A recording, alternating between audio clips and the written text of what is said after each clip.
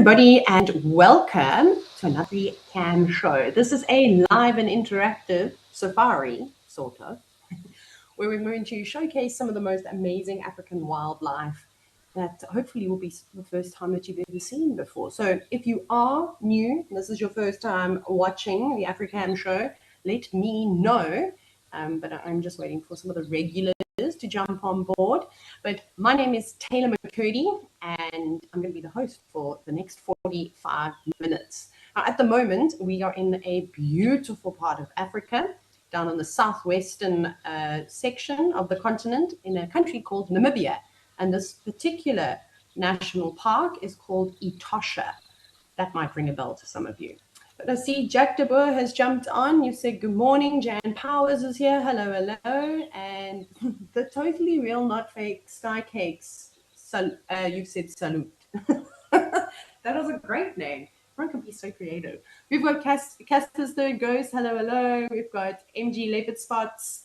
We've got Jean Gale. We've got Jen Latt jumping on board. Bridget McKinney. And Karu, hello, hello, hello. Nice to see you all again. Well, not see, but nice to chat to all of you again. It has been quite a while. I've been gallivanting in India for the most part, and then also hiding away from people over December and January. I'm sure you can all understand. I'm very grateful to be sitting with the largest land mammal, literally right in front of me. This is crazy. For some of you, I hope you're watching on a massive TV at home, like a 75-inch television with surround sound. You should even be able to hear that giraffe licking its lips. It's so big it almost doesn't fit into the frame. But giraffe, of course, are known for being rather tall creatures. And it has just had a drink. And as it laps the last of the water on its lips, it's going to move off and probably go do some feeding, maybe hang around with some other giraffe, or perhaps say hello to the springbok, which is the creature lurking behind the giraffe. It's looking so green and lush. Normally, this particular area, it's rather different from South Africa, where in most parts it is quite lush at the moment, but it's arid. So as you come into dry season, a lot of this vegetation actually all dies away, and it looks a bit like a desert. We've got a few more people jumping on. We've got Zygote. Namaste. I was saying namaste a lot, and I've started to learn a little bit of Hindi, Zygote, because I travel to India so often now. It's about time. I can't do very many. Many things, I'm not going to lie, but we're working on short phrases. And then Gordon J, you said, woohoo, it's Taylor. And he said, good morning, everybody. Thank you so much. I was just saying how it's been so long. I've forgotten how to do this. I'm just going to pretend I've got blinkers on, that I'm sitting next to this giraffe in a vehicle. No, I'm just teasing. This is even better because you don't have the noise that's coming from the vehicle. This individual's still licking away at its lips. Do I maybe have a thorn or something inside there? It's always difficult to tell, but it's definitely fidgeting a lot more than a giraffe typically would. But that tongue can do multiple things, as you can see. Not only assists us with pulling vegetation, but also makes a really good tool to clean your nose. No Kleenex needed for a giraffe. April Owl, you said good morning from a snow-covered Connecticut. Oh my goodness. You've got your cherry tea, of course you do. And the new bonobo can. You enjoying the new bonobo cans? What? I need to go check that out. That's amazing. And then Becky VW, hello to you too. It's so funny when all of you say good morning and I'm going good afternoon, cheers. Not goodbye, just like, as in if you had a drink, you would cheers somebody. This is sundown hour in South Africa, or at least the northeastern parts of the country. But now the giraffe is slowly moving back into the vegetation. Lots of birds that look like doves flying off into the distance. The giraffe are going to have to move a distance now because, okay, there is a lot of water around, but still there's not always the best kind of vegetation. Let's see. Now I'm going to say, let me try and identify the tree from you, but there's absolutely no way I can do that, unfortunately. Oh, but you know what we are going to do? We're going to go into Botswana now to one of my favorite areas just outside the Madikwe salt pans. Oh my goodness. And this is the best time of the year. Okay, For everybody that doesn't know this, there's an amazing zebra migration that happens in Botswana. So at this time of the year when the sort of central parts have had lots of rain. Well, it's rainy season all over for Botswana. I don't know why I said that. And the zebras, naturally, like we see in East Africa, they follow the rains and they follow the grazing. And it can be quite different when you're in the northern parts versus central versus the southern parts of Botswana. Can you believe it? And the grass in these beautiful salt pans and around get quite lush and tall. And that drives the zebras to come back down south. Now, this migration didn't happen for a very long time because of a veterinary fence that was up in Botswana. They put these up to try and stop the spread of foot and mouth disease, and like also works, I suppose, with bovine tuberculosis. But then they started to realize that it maybe wasn't the right thing to do. And eventually the fence was removed and the zebras just started migrating from the northern parts of the delta all the way down to the central parts of the Madikwe salt pan. So if you are wanting to go on a safari, I highly recommend Jack's Camp at this time of the year. I'm going to give him a little punt because I go there often. Great specials. So travel now, and then you have this best kept secret of the zebra migration. And the pans are normally full and there'll be flamingos coming out of your ears. It is so spectacular. So add that to your bucket list. Look at these guys playing. Looks like two stallions. I'm just checking the one on the right. Yeah. Oh my goodness. So they're actually getting quite serious about it now. But it is typical nature in any species in the Equidae family, is that they can be quite rowdy. They're not peaceful and quiet, especially not zebras. So there's constant arguing amongst the stallions. And then because of this time of the year, you have so many different family groups traveling together. The males do tend to box each other a little bit more. It's quite competitive. You know, you might have another male going, hey, I kind of fancy some of the mares in your herd. I'm going to try and steal them from you. And then it'd be a big fight. And all the younger stallions that have been pushed out of their natal herds also are going to be trying to compete and steal females away from the stallions that have their harems quite set up and secured. So it's a great time for game viewing. Lots of elephants come down too, but it's special. And then Kauru, you said that I am lucky, and you asking about India. You said, did I get to see any tigers or any good birds? Yes, I did. We had some cool tiger sightings. I'll tell you about that quickly because I was in India. One of my favorite sightings. It wasn't necessarily the best one to watch, but you're so lucky to see tigers when you're in India. So these two young tigers, they must have been just over a year. They were chasing each other. They were swimming. They were playing with sticks. It was so funny. So we had some really great visual moments with them, but you just had to use your imagination when you heard them chasing each other through the leaves, and then you'd hear a splash and you just knew exactly what was going on. But enough about the tigers. Look at all the palm trees. This is something else that I really love about the Madikwe salt pans, is the beautiful palms. It's quite an interesting ecosystem. It's not far away from here. You know, you'll hit parts of these ancient salt pans where there's just nothing. There'll be a bit of water around at the moment, so the bird life will be better. But as it starts to dry up in winter, there's just nothing. It's just sand, and it's beautiful. I swear, it's the if you want to go outside and you want to look at stars, because that's obviously where you're going to see them, you need to go to this place because it's flat and it's open, so you can almost see from one side of the horizon to the other. Okay, don't look at this now. This is not the ideal spot that I'm talking about, but still pretty spectacular. There's almost zero light pollution around here. It is looking a little bit, some clouds looming over. You can see that dark sky. We are still in rainy season at the moment for Southern Africa. I'm going to check the weather. Should we see what's happening there? I'm going to just do Naipan because that's not far away. That just sits to the north. There's literally like a main road, and then you get into Naipan from the Madikwe salt pans. Might get a little thunderstorm soon. That's what is on the cards. Tomorrow maybe the same thing. So that's good. So, now I've got to think, because I've stayed at Jack's Camp a couple of times. I think I know exactly which waterhole this is. I'm just trying to play it back in my mind. And those are solar panels that you can see on the right. No generator running this little pan. And this has actually been quite interesting. 2 years ago, when I visited Naipan, actually at almost the exact same time as this, there was no water. So that was 2024, when there was a horrific drought across South Africa, across Botswana. Had seen one of the worst droughts they'd seen in I don't know how many years. Same thing in Zimbabwe, and as well as in Zambia. It was so sad. And if it wasn't for these boreholes on this private section that Jack's Camp has, Natural Selection has, there would be no water. There was not a drop of water in the pan. There was just absolutely nothing.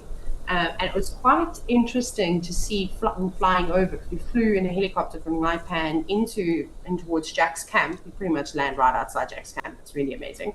And it was just barren. And the only life you could see was around these pump pads. And it would have been interesting. I don't know what the zebra would have done. Would they have even come down south? At that time of the year, if there wasn't this water? Some of them arrive and just got lucky, but there was almost nothing for them to eat. But so they can get quite crowded. But like I said, this is just a pumped water hole. This isn't one of the massive salt pans. They go on for as far as the eye can see, and the camp itself is actually surrounded by the salt pans, so you don't need to drive too far to see them. But this is a lot quieter than during the drought, because then you had elephants, you had wildebeest, although they were struggling because the zebras just entirely took over the space. Lots of fighting, lots of kicking, and that type of thing. So it made it for some really interesting interactions.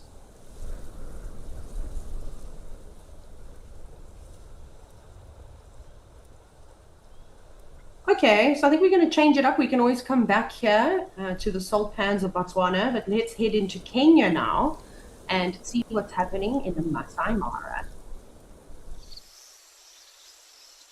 Oh, wonderful. Look how beautiful this is. Isn't this great? We've got some elephants just feeding in what looks like a little drainage system, or a lugger of some kind. Munching away. It's just a small breeding herd. There might be some more around. There's one right at the back, which is pretending to be a termite mound. But I can see some movement, so I'm quite confident in saying that it's not. Now, I haven't been to this particular camp, Mahani, Missouri. It's I know where it is. I've seen it in the distance while driving around, but I have not had the opportunity to go and stay in it. But it looks beautiful. Looks really nice. I hope all these cameras as well are inspiring you to travel and venture into the wilds of Africa, because it's so worth it. The problem is that it gets quite addictive and expensive. Not going to lie about that, but I think we all know that.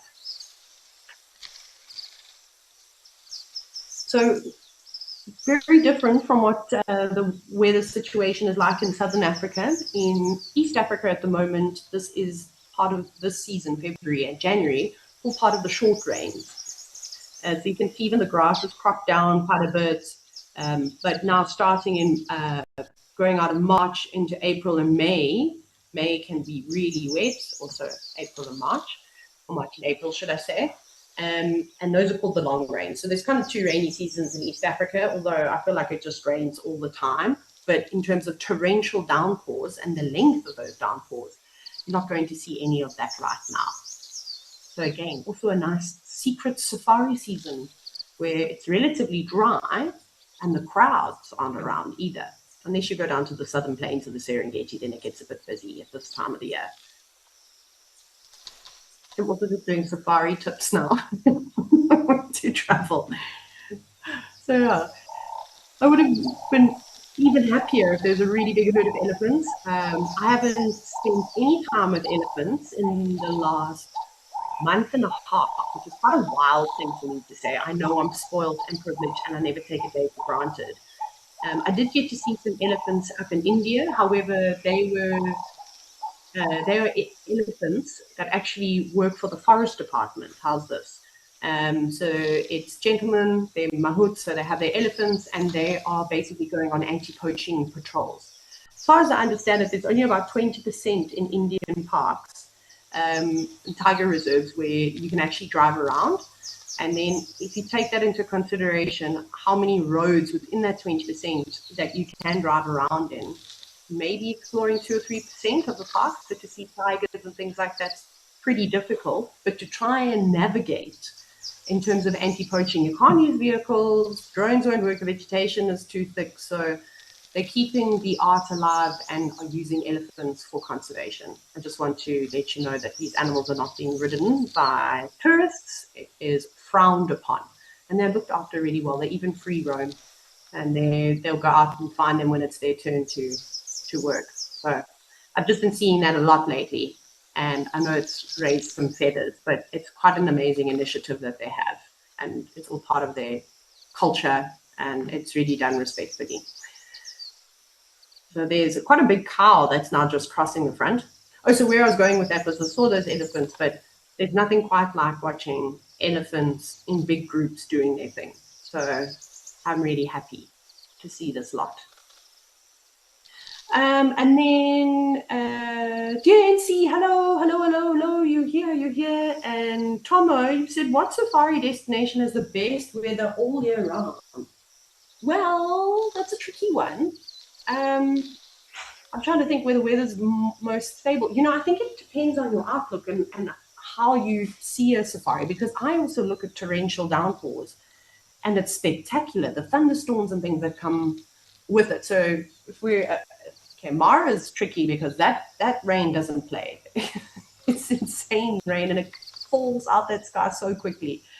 So if you look at somewhere like Botswana, gosh, that whole delta network is beautiful. Some places close. Actually, a lot of places are seasonal. In terms of South Africa, would probably be your safest bet in terms of all year round if you stick to the northeastern parts of South Africa, so like the Kruger National Park. Yeah, we do get a lot of rain, and this year was an exception. We had floods, but I mean, you get that everywhere. I'm just thinking, I haven't been to Uganda. I'm going soon. I'll have to let you know about that. Yeah, and East Africa, I don't even mind East Africa in the long rainy season. I've been up there to do quite a bit of work, and it's not that bad. It's just, I feel like you have big morning rain and you have really big afternoon rain. So if you just time it that you do more stuff during the day, let's be honest, you're getting drenched with water first thing when you wake up in the morning, and you do long drives in the Mara, that's not going to be fun. But if you have a little lie-in, you have a nice breakfast in camp, and then you go out for a full safari and come back just before the torrential downpour hits again, does that sound like a bad day? I don't think so. So I'm not sure, Tomo. I'm not entirely sure. Even when you move into Sri Lanka and India, that's quite seasonal. The monsoon seasons, you don't want to be getting involved in. In fact, a lot of the tiger reserves actually shut. And also go just like that. That's insane. Vanished, never to have even existed. Very different vegetation here. Again, I wish I could just tell you what all the plants are, but it's so difficult. And I don't want to tell you any stories. But seeing as though our elephants have just disappeared and I'm not quite finished talking about them, let's go to another area in Kenya called Oldonyo.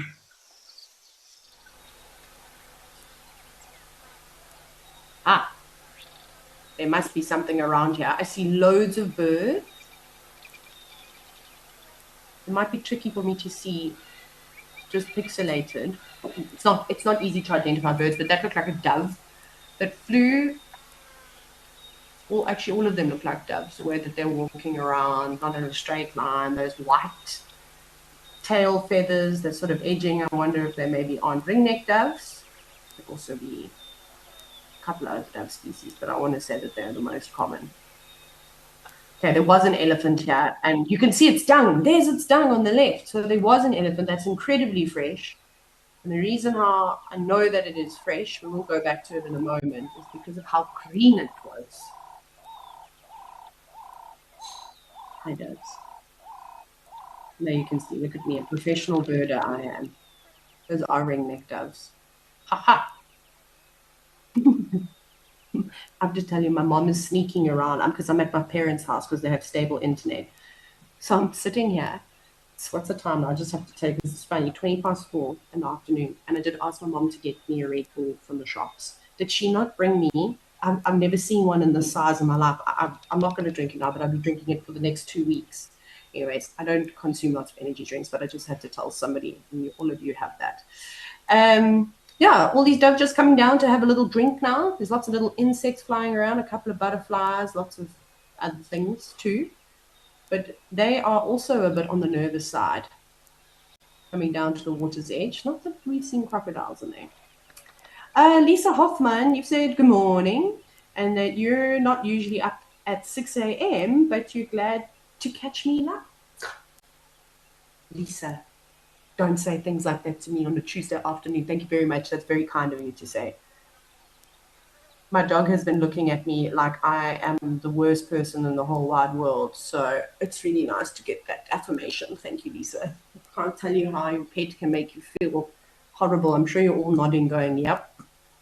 Anyways, he was upset with me just while we've got the doves because I didn't take him for a proper walk this morning because last night we had buffalo on the property that I live on. And there's not supposed to be buffalo there. And they were right by my garden. So I thought, well, let's not do that because the vegetation is so tall. We'd walk into a giraffe and not even know it at the moment. Why won't these insects sit still so we can have a look at them? If you can also hear that in the background, it sounds like an electric fence. Sometimes these things have to be put up because the elephants, well, very good at pushing things that they're not supposed to push over. But to be fair, if I was an elephant, I'd be doing the same thing. There we go. No one going to do a little display for us? No? No one. Not interested. There was some chatting a moment ago, but I suppose it's not quite breeding season for them just yet. The nice thing about Sri Lanka, and not Sri Lanka, we're not in Sri Lanka, we're in Kenya. In Kenya is having the 2 rainy seasons. It does allow birds to have another rainy season. The temperature really doesn't change much. Hello, Starling. Yo for yo. Yeah, so I've seen impala lambs at all times of the year. I've seen birds breeding at all times of the year. Oh. Okay, hang on. We've quickly got to go to the Kalahari camera because there's some zebra. So we're just going to have one last look at them, and then we'll move on to something else. Now we're back. Look at this. Sure, now you can see the vegetation moving a fair amount. The zebra have also left. They're going to take cover for what looks like is a thunderstorm coming off to the right. It looks like it's got quite crazy there now. Okay, so we're going to try something else. I don't think I've been to this camera before. We're going to go and do some birding at the basin. Oh my gosh, a pelican. Hey, look at that there. So I actually haven't been to Cylinder before. I've not found my way to the Cylinder spillway. I don't know why. Also looks like there's an egret at the back there. Is it a spot-billed pelican? I've forgotten which pelicans we have in South Africa now. Well, which one this would be. So someone please help me out here. I just don't have any bird apps on my phone right now. Pinkback pelican is the other one. I've only got India and Sri Lanka birds in my brain now because I've spent so much time there in the last year. It's actually crazy. So please let me know. Please help me. Or is it just an older, great white pelican? Oh, there's an open bill stork. That's nice. Just moving in front. They got a really interesting shape on their beak. Can you see that? It kind of becomes concave as it moves towards the tip of the bill, and that is perfect for cracking snails and any other mollusks that might be in there, freshwater mussels, which there are plenty of. However, in Botswana, if you've been in the delta ecosystem, they have these enormous aquatic snail species. They are huge. So that I have seen that actually in Kwai before. And it was the first time I actually watched open bill storks feeding on snails, because I see them eating everything else except what their bill is really designed for. Pelican's not getting up to too much at the moment, just sort of moving around. Again, I'm referencing, you'll hear me, I'm so lucky because I travel so much. I talk about little bits of things everywhere. And I'm going to go back to a sighting I had in November in Sri Lanka, which was unbelievable. So we were watching spot-billed pelicans feeding, and there were 2 of them at a time. Did it catch something? I don't know. They miss quite often. The way that these birds will sort of swim along the surface of the water, beautiful, all upright, and the next minute they lower themselves like they're going to get more aerodynamic. So think about somebody sitting on a motorbike. This is the only way I can describe it. Upright, and then when they go into race mode and you lean forward, they do that, and they travel at an obscene speed, like you cannot absolutely believe. And then they put their feathers up and they dive into the water. It's madness. It's crazy to see them fish like that. And then Mindy said, aren't pelicans saltwater birds? You're quite right. That's where most people will see pelicans. However, they don't need to live around saltwater, so they can feed on anything. And in these sort of spillways and the deltas and the salt pans and all sorts of things like that, maybe not so much the salt pans, because with the high concentration of salt, you won't see as many, say, fish species and aquatic species that we're going to see here at this particular spot in Botswana. So they'll feed on everything. It's even if you go into Zambia in South Luangwa National Park around October, November, it's normally November, you will lose your mind as to how many pelicans are in that national park. It's insane. The first time I saw it, I was blown away. I didn't think that it was possible. So I've seen pelicans in what I would have deemed surprising places. So no, they can adapt and kind of go everywhere. Oh my gosh, what is that?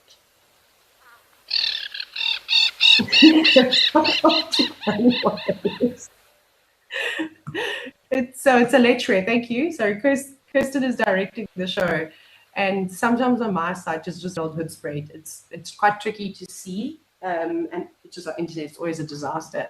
So it is a lechwe, a species of antelope that enjoys hanging around these sort of flooded plains. They are amazing to see moving through the water. They're nimble, they leap, they bound.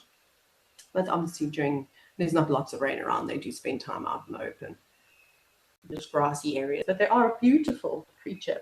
She looks rather round about the midsection, so perhaps she's going to have her youngster soon. And typically when you see lechwe, for the most part, you'll see the females in groups, but also again, not that uncommon to see 1 or 2 over here, here and there. Well, she definitely looks pregnant. Okay, right.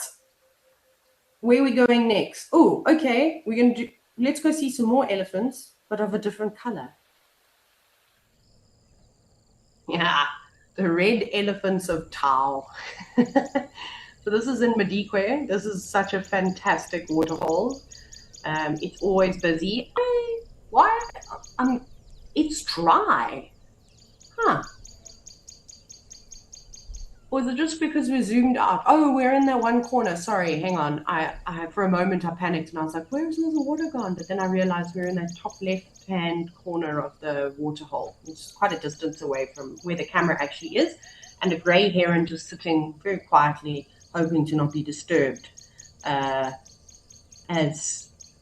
disturbed by the elephants. And then apparently, I'm just reading here, Kirsten's also said it doesn't look like this area has had as much rain. I actually haven't made it up to Botswana this year. Funny enough, it's funny, first time I'm not doing a safari in Botswana or going to Botswana at all for a very long time. I'm always there. And sort of this northern region of South Africa. So, yeah, I'm not quite sure, but it definitely looks like winter might be interesting for them. But at least some of the vegetation has come back and is nice and lush. But the stuff that you can all see in the foreground of the elephants, none of this is really palatable vegetation. It's a lot of herbs and forbs and all sorts of things. I could probably name a whole bunch of plants. They're not particularly tasty, but they are good for the soil. They're the pioneers, the plants that can grow in concrete and stabilize the soils if there are any for the other plants. Also a couple of blacksmith lapwings. Now this waterhole in particular is great in summer though, because of all the migratory birds that do come around. But I love it during dry season because we get to see so much crocodile action. Lions often around the edge of the waterhole, just in the tree line that you can see behind the eddies. Waterbuck coming down, the groups of impala. I mean, you name it. All sorts of other creatures too.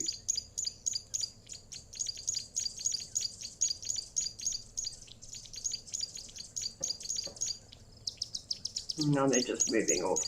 But the reason why they're red, in case you're wondering, they're not a different species. It's just the color of the soil. The soil will be high in phosphorus, magnesium, and iron. Often when you see these red soils like this, it's typically due to the iron. But she's not ready to leave just yet. The rest of them have all moved on. She's still fiddling and faffing. Looks like she picked up something to go.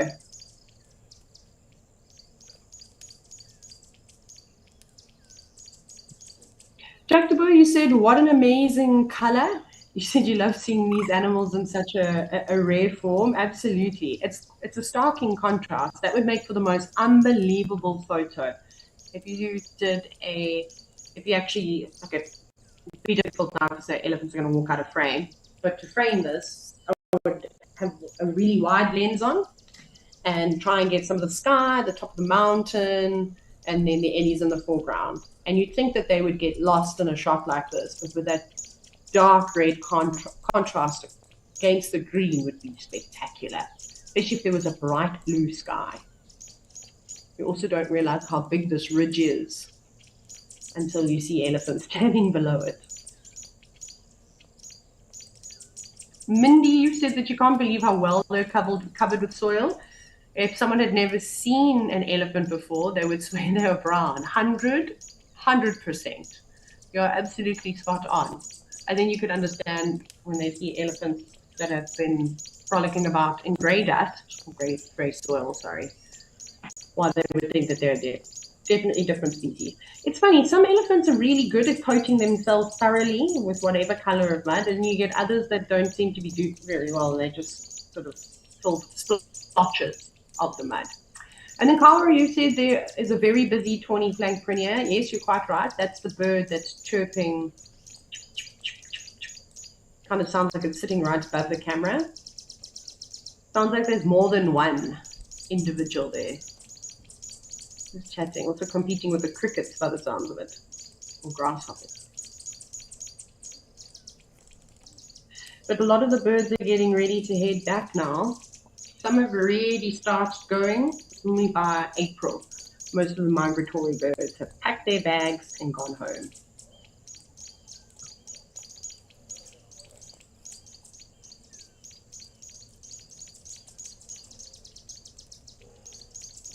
I would like to spend time here. I would specifically like to spend time on this ridge. Look at all those rocks.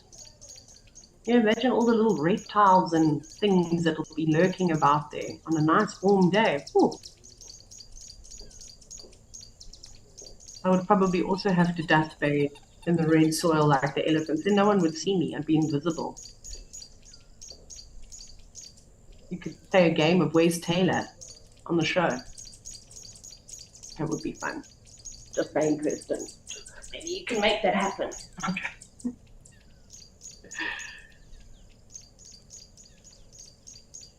And what do we have there? Egyptian geese. Do they have goslings? Sorry, I'm just looking down to the left of the elephant. There are 2 Egyptian geese, and there's something else. I don't know if it's one thing or 2 things. Maybe some young Egyptian geese, but it's very tricky to tell, unfortunately. That's a really big elephant cow.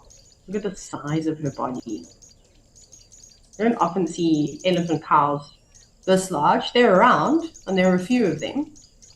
But I would say on average,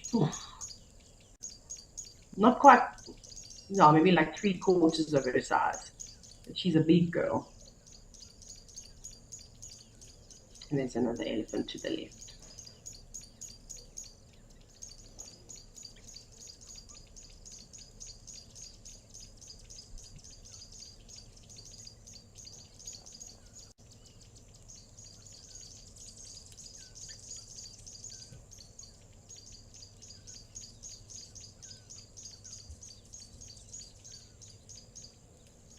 nice to hear all the birds.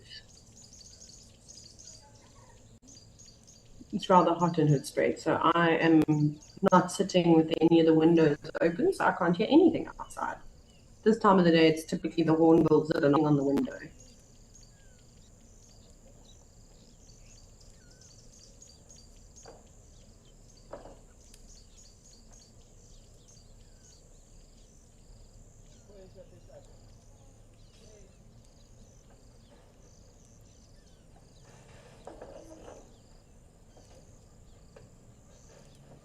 What is that? I'm very nosy. Now I have to go and quickly check what the temperature is in Madikwe at the moment.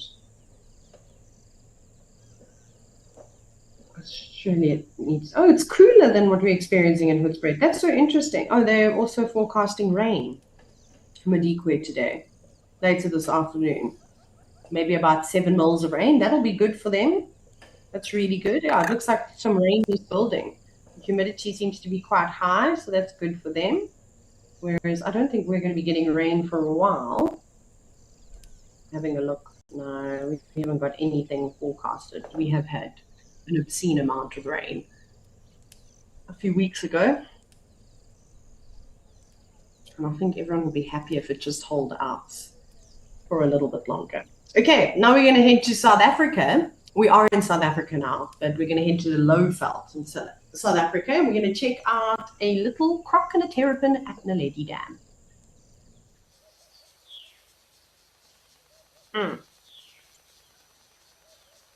Oh, we're going to find them. It's also a game, everybody. Oh, haha. Oh my gosh, terrapin. Little crocodile coming in. Are you going to chase me? No, just wanted a parking spot. Oh, that's disappointing. I thought we were going to do little crocodile versus larger terrapin, and it was going to be spectacular action. But that didn't seem to be the case. It looked like it was intently moving towards the terrapin and then backed out completely. Don't worry, stage fright. There are lots of people watching you right now. Oh no, I scared it away. Sorry. No, come out. Looks like it wants to maybe come at sun itself, catch the last of the afternoon warmth, although I'm pretty sure that water must be boiling. We haven't had a bad day for ages now. So everything is really hot. Oh, what scared you? Something's moved it along. Oh, it's the terrapin. Is it the terrapin coming back to fight for its rightful place at the edge of the dam? Oh, look at that. No, this is ridiculous. Oh, hang on. We might have synchronized swimming here. Why does that little crocodile keep trying to cut the terrapin off? I mean, I feel like that's the start of a really good joke. I can't finish it, however. What did you catch? Looked like that crocodile caught something. It could have been maybe a little fish. Gosh, I'll eat anything at this age. It could have been a frog. It might have been an insect on the surface. When you're this size, you can't be fussy. But this terrapin is now I'm starting to see that he's really starting to push the boundaries. Are you also hoping to catch something? Are you feeding together? We talk about grazing facilitation. We watch the zebras move through an area first and the wildebeest typically follow quite closely. What could we call this, just for, for giggles? Where two creatures that are for the most part aquatic feed together. We'll have to come up with something. I'll wait for all of you to jump in. There's no wrong answers because I don't even have an answer. That was such an amazing little interaction. These are the things that are my absolute best. They are so funny and we miss them. And I promise you, if you just spend enough time in one spot, even at a waterhole like this, there's bound to be a bit of action. As long as you're not expecting, is that a bigger terrapin now? Oh my goodness, all sorts of things going on. And as long as you're not expecting, lions to come and chase a waterbuck into the water, then why would you not want to watch something like this? It's hysterical. And Kara, you said that the terrapins are so daring. They really are. Terrapins have got stink glands on them, which is really unpleasant. And when they are frightened or startled or just as a defense mechanism, they secrete the most horrific substance. It's oily. It won't come off. It smells revolting. I've tried every different type of soap, hand wash, you name it, dishwashing liquid to try and get it off. I even used washing powder one day. It doesn't work. It doesn't work. Lisa Hoppen, you said that the terrapins have been terrorizing this little croc. And then Jen Latt, you have also confirmed it and said the crocodile has been taunted by the terrapins for weeks. I'm so sorry, crocodile. I don't blame you. In fact, I would have upped a gear and rammed into that terrapin if I was you. But anyways, terrapins, of course, can be meals for crocodiles. I have seen them eating them before. It's not always an easy task. So I think it's important to get a terrapin that is smaller than your gullet. Otherwise, you have no problem trying to get it down. But interestingly, I'm going to bring up Sri Lanka again. I'm sorry, I was just there. With the mugger crocodile, so this is the Nile crocodile that we're looking at now. The mugger crocodiles are fascinating because they eat a lot of the terrapins, but they do have like soft shell terrapins in that area. I have not ever felt the difference in how firm the shell is versus, say, marsh or serrated hinge terrapins. I've always forgot what those ones were called. I forgot there were two species for a second. And yeah, this is what happens when you've got to remember animals from all over the world. Sure, they all go into a filing cabinet, and then sometimes I don't take out the right key, but it still opens the filing cabinet, and then I get the wrong thing. So please excuse me. But that was fascinating to see. I love that. So I am glad that this is a regular occurrence and that you're all following the trials and tribulations of this poor crocodile.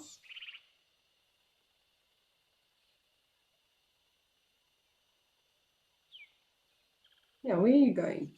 Yes, come into that little pool. It's lovely. The other thing is that actually maybe it doesn't want to come and sun itself. Maybe there are lots of frogs and things hanging around the edge of the water.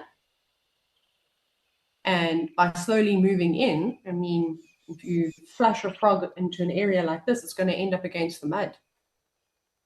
Might be easier to catch. So maybe it is a little interesting fishing techniques. I mean, with crocodiles, they've got these tiny little sensory, something moving there. Is that a stick?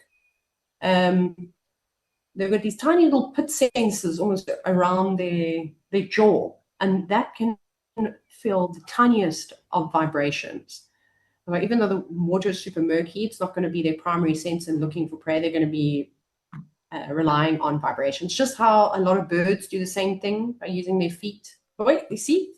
And then, of course, in their bills, they'll have sensory nerves too.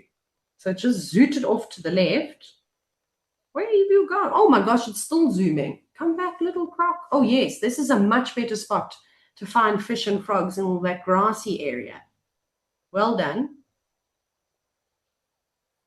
And you can see all the little insects on the water too. Determined little creature. Dangerous though, being in a pool of water like this. It just takes one saddleable stalk. Could also be a marabou. Marabou would happily eat a little crocodile. And they're one of the largest reasons, predators to young crocodiles. So it's not easy for them.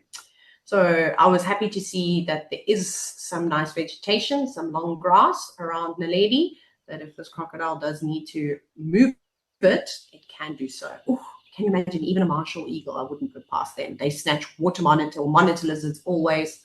Well, this young croc is probably smaller than some of the biggest ones I've seen them catch. But anyway, our time has come to say goodbye.